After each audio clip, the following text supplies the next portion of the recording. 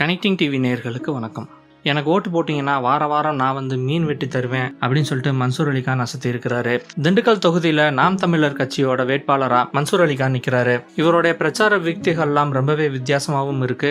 அதுவும் ரொம்ப எளிமையா பாமர மக்களை போய் அடையிற மாதிரி ரொம்பவே வித்தியாசமான விஷயங்கள்லாம் செஞ்சுட்டு இருக்காரு. அந்த வகையில நிலக்கோட்டையில பிரச்சாரம் பண்ணிட்டு இருக்கும் பொழுது திடீர்னு மயக்கம் அடைஞ்சு கீழே விழுந்துட்டாரு. கூட இருந்த கட்சி தொண்டர்கள்லாம் அவரை கூப்பிட்டுக்கிட்டு ஹாஸ்பிட்டல் போய் அட்மிட் பண்ணாங்க. அப்புறம் எப்ப டிஸ்சார்ஜ் ஆனாருன்னே தெரியல. திடீர்னு பழனி பக்கத்துல இருக்கிற வண்டி வாய்க்கால் அப்படின்ற மீன் மார்க்கெட்ல போய் நிக்கிறாரு. அங்க மன்சூர் அலிகான் முதல் வேலையா விலைக்கு வந்த வாத்துகளை 2 கையில தூக்கி அதோட எடை எவ்வளோ அப்படின்னு சொல்லிட்டு தானா ஒரு கணக்குல சொன்னாரு. அதுக்கப்புறம் அதோடைய விலை எவ்வளோ அப்படின்னு சொல்லி கேட்டாரு. இது ரெண்டுத்துக்குமே ஒரு தட்டுல தண்ணி வச்சுட்டு மீன் வைக்கிறதுக்காக போயிட்டாரு. அங்க மீன் வைக்கிற இடத்துல நிறைய பொதுமக்கள் விலை பேசி வாங்கிக்கிட்டு இருந்தாங்க. அங்க ஒரு கடையில மீன் வாங்கி போயிட்டு இருந்தவங்களை கூப்பிட்டு அந்த மீன் எல்லாம் நீட்டா கிளீன் பண்ணி வெட்டிக்கிட்டு இருந்தாரு. அதுக்கப்புறம் எல்லார்கிட்டயுமே நீங்க எனக்கு போட்டீங்க அப்படின்னு சொன்னா நான் வாரம் உங்களுக்கு மீன் வெட்டி கொடுக்குறேன் அப்படின்னு சொல்லிட்டு ரொம்ப அசத்தலா பேசியிருந்தாரு. அங்க இருந்த மீன் வியாபாரிகள்லாம் இதெல்லாம் பார்த்து ரொம்பவே ரசிச்சாலும் அவர்கிட்ட ஒரு செல்ஃபி எடுத்துக்கிட்டாங்க. மன்சூர் அலிகான் ரொம்பவே வித்தியாசமான முறையில வாக்கு சேகரிச்சுட்டு இருக்கிறாரு. அந்த வகையில இந்த மீன் வெட்டுற மேட்டர் ரொம்பவே புதுசா இருக்கு அப்படின்னு சொல்லலாம். இதே மாதிரி இன்னொரு விஷயம் என்ன அப்படின்னா, தேமுதிகல கேப்டன் குடும்பத்துல ஒரு குழப்பம் நிலவிக்கிட்டு இருக்கு.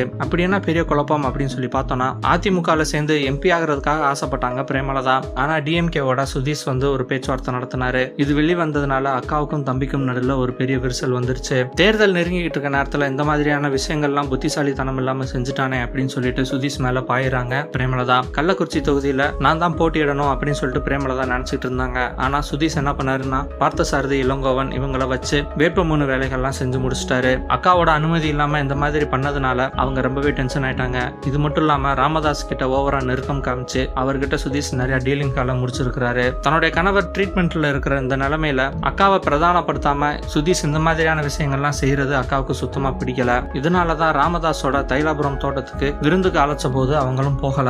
சுதீஷ் மேல இருந்த கோவத்தை பாமக மேல காமிக்க ஆரம்பிச்சாங்க பிரேமலதா. இதை வச்சு சுதீஷ் தன்னுடைய அக்காவான பிரேமலதாவை மதிக்காமலே இருக்கிறாரு. இன்னொரு பக்கம் பிரேமலதா என்ன நினைக்கிறாங்க அப்படின்னா, பிரபாகரனை அரசியலுக்குள்ள கொண்டு வந்து அவரை தான் முன்னிலைப்படுத்தணும் அப்படின்னு சொல்லிட்டு நினைக்கிறாங்க. விஜய் பிரபாகரனோ தன்னுடைய மாமன் தன்னோட அம்மாவை மதிக்கிறதே இல்ல, அதனால இந்த தேர்தலை அவரை கண்டிப்பா தோக்கடிக்கணும் அப்படின்னு சொல்லிட்டு ரொம்ப ஆக்ரோஷமா தன்னுடைய நண்பர்கள் கிட்ட சொல்லி இருக்கிறாரு. இது சுதீஷ்க்கு தெரிய வரவே விஜய் பிரபாகரனை இந்த மாதிரி வளர்த்து விடுறீங்களா அப்படின்னு சொல்லிட்டு அக்கா கிட்ட போய் சண்டை போட்டிருக்கிறாரு. இது கடைசியில் என்ன ஆயிடுச்சு அப்படின்னா, கள்ளக்குறிச்சி தொகுதிக்கு பிரச்சாரத்துக்காக போகிறதுக்கு எல்லாருமே மறுக்கிறாங்க. ஏற்கனவே கேப்டனோட உடல்நிலை சரியில்லாத காரணத்தினால இந்த கட்சி சருக ஆரம்பிச்சிருக்கு. இப்போ குடும்ப பிரச்சனையினால இந்த கட்சி சுத்தமா இழுத்து மூடிடுவாங்க அப்படின்னே சொல்றாங்க. ஸோ மன்சூர் அலிகானுடைய வித்தியாசமான வாக்கு சேகரிப்பு திட்டங்கள்லாம் பத்தி நீங்க என்ன நினைக்கிறீங்க? உங்களுடைய கருத்துக்களை எங்க கமெண்ட் பாக்ஸ்ல போஸ்ட் பண்ணுங்க. இந்த வீடியோ பிடிச்சிருந்தா லைக் பண்ணுங்க, ஷேர் பண்ணுங்க. கனெக்டிங் டிவியோட அப்டேட்ஸ் தெரிஞ்சுக்கிறதுக்கு சப்ஸ்கிரைப் பண்ணுங்க. மறக்காம நோட்டிபிகேஷன் பெல்லையும் கிளிக் பண்ணிருங்க. இது வரைக்கும் கனெக்டிங் டிவிக்கு சப்ஸ்கிரைப் பண்ணனா மறக்காம சப்ஸ்கிரைப் பண்ணிக்கங்க. உடனடி அப்டேட்ஸ் பெறுவதற்கு நோட்டிஃபிகேஷன் பெல்லையும் கிளிக் பண்ணிக்கங்க.